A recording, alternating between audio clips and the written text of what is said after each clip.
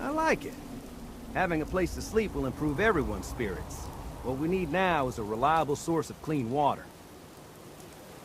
I'm on it. Clean water coming up. Great.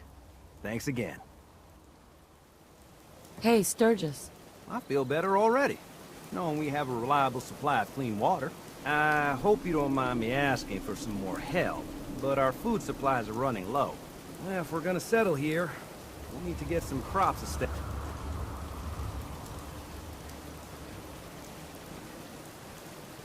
Sturgis. Now, this place is starting to feel like home. Now that we can grow our own food, I think we can really make a go of this. Trouble is, the more we establish ourselves here, the more of a target we become. What we need is to get some defenses set up.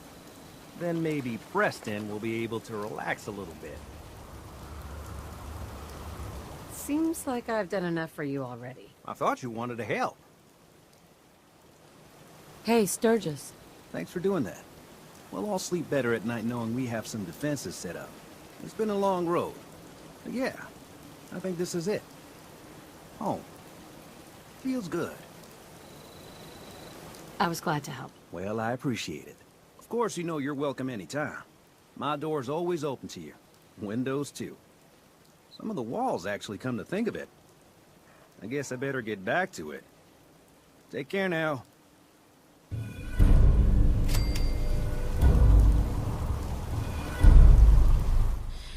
And now it is time for Creepy Stories with Lettuce McGrims, the part of the show where Lettuce McGrims reads a true creepy story or a creepypasta. This is the continuation of I'm a search and rescue officer for the U.S. Forest Service. I have some stories to tell. Submitted by Searchandrescuewoods.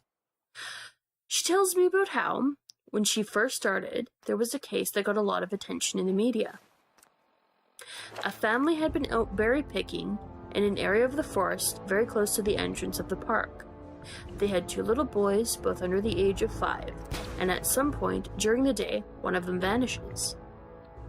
There's an absolutely massive search and they find absolutely nothing. It's another of those cases where it's like the kid was never there in the first place. The dogs just sit down and don't pick up on anything. No trace of the kid is found. The search goes on for about 2 months, but is eventually called off. Fast forward to 6 months later. The family comes back to place flowers on a memorial that's been set up for their kid. They bring their other son. While he's placing the flowers, they lose sight of the kid for about 3 seconds, and in the span of that time, he vanishes into thin air. Now obviously, the parents are beyond devastated. It's awful enough to lose 1 child, but to lose 2 is beyond imagining. The search is huge. One of the largest in state history. There are about 300 volunteers combing every inch of this park looking for the kid. But again, there's no trace of him. The search goes on for about a week, with people looking miles from the part of the park he vanished from. And then, almost 2 weeks later, a volunteer almost 15 miles from the designated search area riddles in that he's found the kid. They assume that the kid was dead, but the volunteer says he's not only alive, he's in good shape. KD and her team go out to recover the kid. And when they get there, she can't believe that this is the kid that's been missing. His clothes are clean, there's no dirt on him anywhere. Mum, welcome back, Mum. I do hope you were able to find some assistance in Concord. You could say that. I made a few new friends. Can't have enough of those these days. I realize that I'm no Mr. Gutsy, but if needed, I'd be honored to accompany you throughout the Commonwealth. Just say the word. Yes, of course. Right behind you, Mum. Not to worry there, pup. Your mistress is in good hands. Nothing I hate more than raider scumbags. If you run into any, put a few down for me. And he doesn't appear traumatized. Sanctuary. The volunteer says he found the kid sitting on a log playing with a little twig bundle that's bound together with some old rope. Katie asks him where he's been, who he was with for those 2 weeks, and the kid tells her, I wonder what Diamond City to be like. If the name has anything to do with it, it must be quite nice. that he's been with the Fuzzy Man. Now, Katie firmly believes in Bigfoot, so she gets all excited and asks what he means by fuzzy. Was he hairy? But the kid says no. He wasn't hairy. He was a fuzzy man. And he describes a man that's blurry, like when you close your eyes, but not all the way closed. He says the man came out of the trees and took the kid with him deep into the woods. The kid says he slept in a hollow tree and the fuzzy man gave him berries to eat. Katie asks if the man was mean, if he scared the kid, and he says no, he wasn't scary, but I didn't like how he didn't have eyes. Katie says they got the kid back to headquarters, and a cop takes him into town to talk to him more about what happened. She's friends with the cop that talked to him, and she said the kid described being in this tree by the fuzzy man, given berries whenever he was hungry. He was allowed to wander around a very specific clearing, but when he tried to go further, the fuzzy man would get mad and yell real loud even though he didn't have a mouth. When the kid got scared at night, the fuzzy man made it go brighter, and he gave him the twig bundle. He said the fuzzy man was going to keep him, but he had to let him go because the kid wasn't the right kind. He either can't or won't elaborate more on that. The cops are just sort of left scratching their heads, and the search for his brother is renewed with no results. The kid has no idea where his brother might be, and they never find him. The last story Katie told me was of something that happened to her when she got separated from her training group when she was a rookie. They were learning the basics of high elevation belaying on a well-mapped side of a mountain, and she had to use the bathroom. She went about 50 yards from the group during a meal break and did her business. I'll tell the rest exactly as she told it to me. So I go to take a piss, and once I'm done I start heading back to the group, but I've only gotten about 5 feet when I realize I have no idea where I am, and this wasn't a, oh, I got turned around lost. I mean, I had literally no fucking clue where I was. If you'd asked me, I don't even think I'd be able to tell you what state we were in. It was sort of how I imagine people with amnesia feel. You know, you're completely lost and you have no idea what to do. So I stood there for a while just trying to figure out where the fuck I was and what I was supposed to do. But the longer I stood there, the more confused and turned around I got, so I started walking. As I recall, I just picked a random direction and went for it. And as I'm walking, it's just getting worse and worse to the point I have no concept of why I'm on the mountain in the first place. And I'm just trudging through the snow, and then I start hearing this voice. It's kind of inside my head, almost. Like a frog could talk.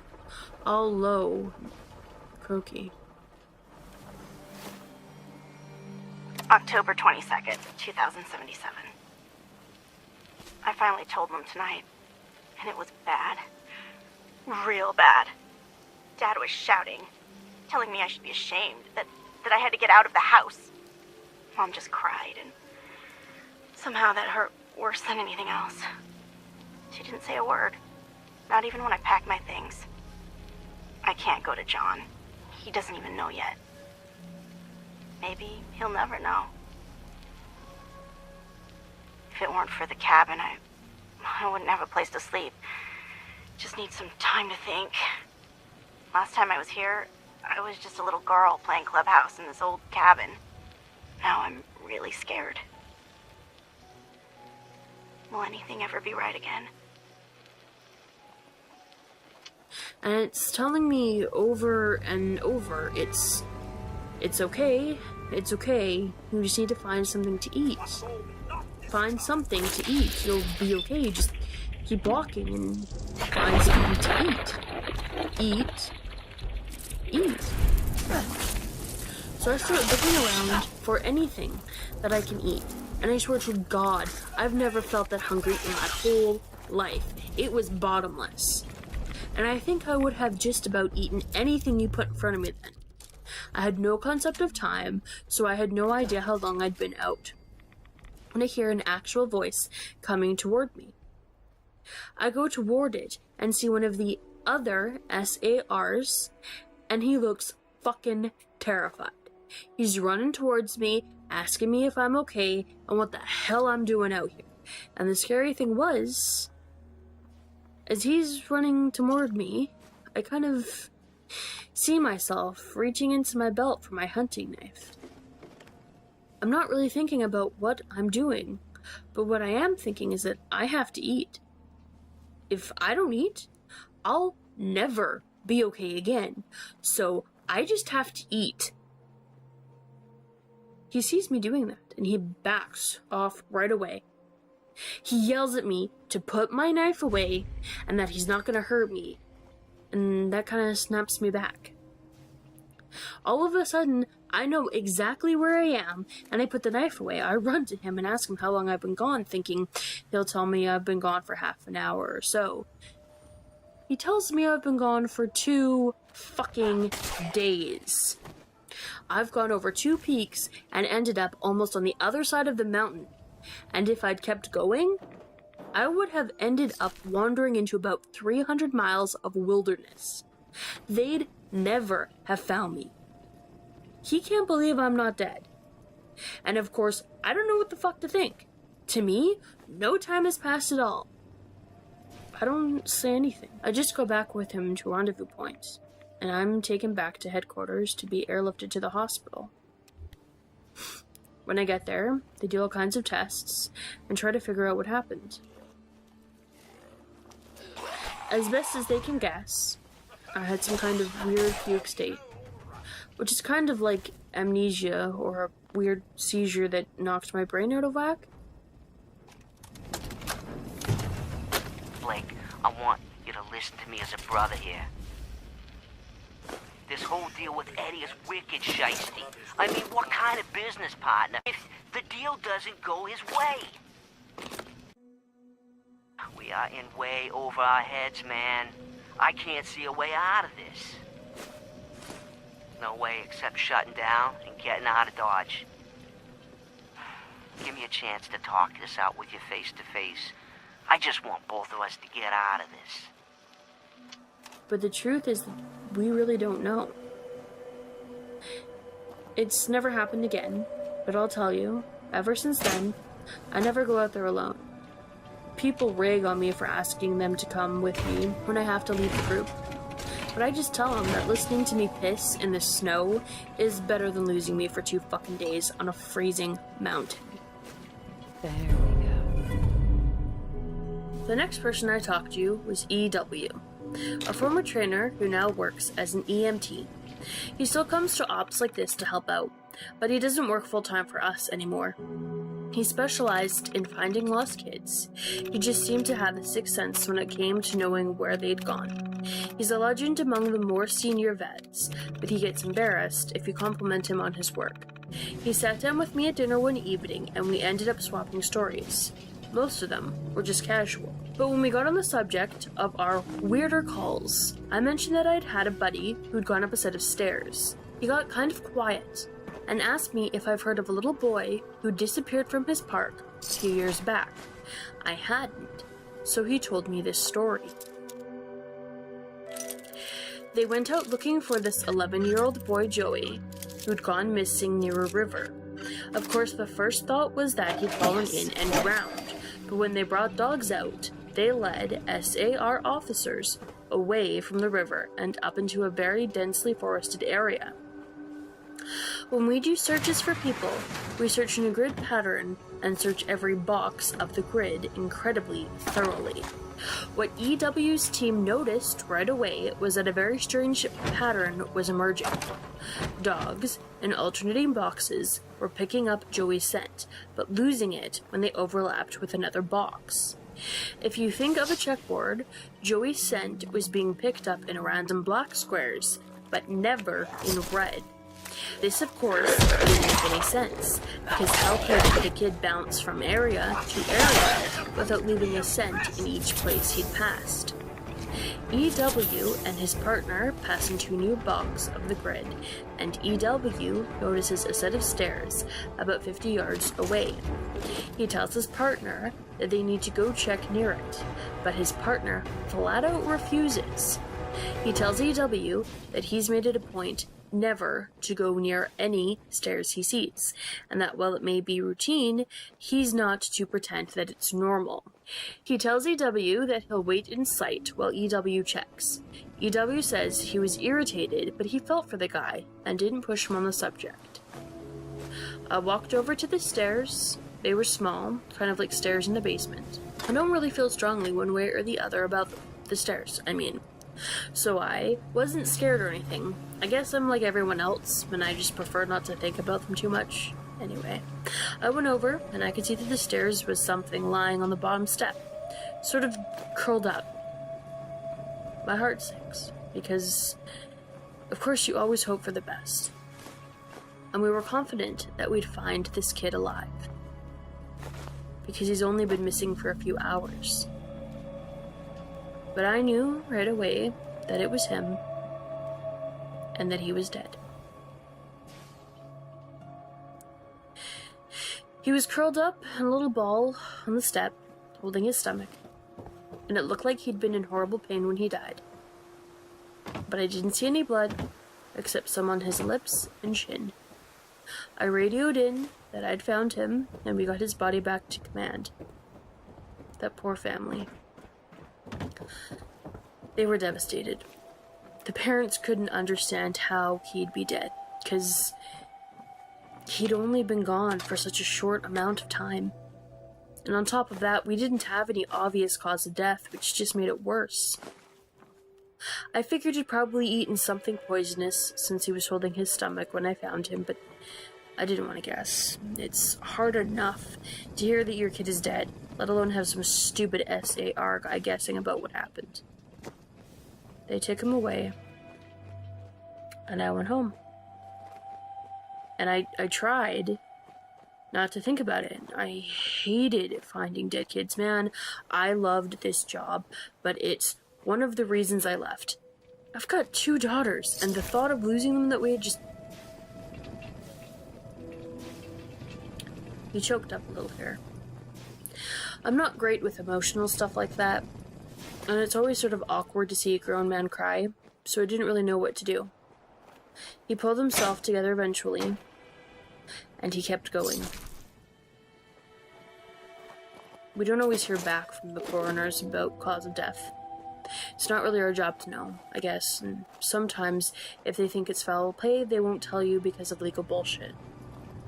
But I've got a friend who works for the sheriff's department, and he'll usually pass along any interesting info if I ask. In this case, though, I actually got a call from him about a week later.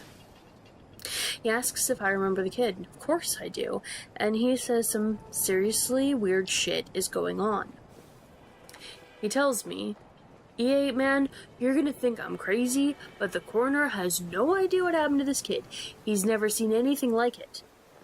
My friend goes on to tell me that when the coroner opened the kid up, he couldn't believe what he was seeing. The kid's organs were like Swiss cheese. Quarter-sized holes were punched clean through just about every single organ this kid had, aside from his heart and lungs. But his colon, his stomach, his kidneys, and even one of his testicles were full of these clean holes. My friend said the coroner described it as if someone had taken a hole punch and punched holes out of everything. They were so neat.